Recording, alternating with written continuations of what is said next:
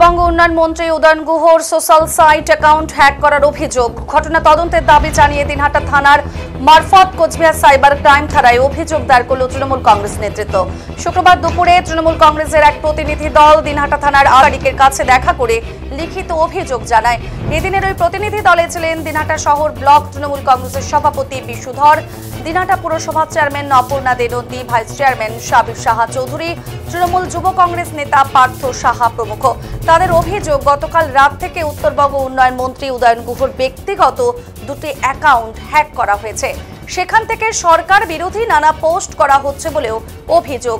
আর এই ঘটনার সঠিক তদন্তের দাবি জানিয়ে তারা এদিন থানার দ্বারস্থ হয়েছেন। কালকে রাত্রে থেকে লক্ষ্য করতেছি যে এমআইসি মাননীয় উদয়ন গুহ তার যে ফেসবুক প্রোফাইল, দুটো প্রোফাইলই হ্যাক হয়ে গেছে, অথবা কেউ নষ্ট করে ফেলেছে, কোনো প্রোফাইলটা দেখাই যাচ্ছে না। আবার দু একটা ওর মধ্যে মেসেজও ছিল, হঠাৎ দেখা গেছে, সেগুলো ডিলিট হয়ে গেছে। আমরা আশ্চর্য হচ্ছি যে এমআইসির মোবাইল, তার ফেসবুক প্রোফাইল, মানে it is very much important. এত ইম্পর্টেন্ট একটা প্রোফাইল কী করে হ্যাক হয়ে যায় বা নষ্ট করে দেওয়া যায়। আমরা তাই দিনহাটা থানায় এফআইআর করলাম, সাইবার সেলকে আমরা তার কপি দিয়ে দিলাম যে এটার একটা ব্যবস্থা গ্রহণ করা হোক, এরকম ঘটনা যেন না ঘটে।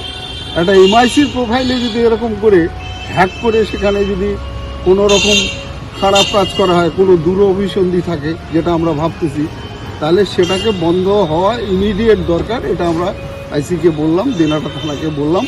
আমরা আশা করি তারা উপযুক্ত ব্যবস্থা নেবে যাতে করে এরকম ঘটনা না ঘটে, এবং কে এই কাজটা করলো সেটা থানা ইনকোয়ারি করে সেটা দেখে মানুষের সামনে নিয়ে আসুক কারা এটা করছে, সেটা আমরা যাতে চিনতে পারি।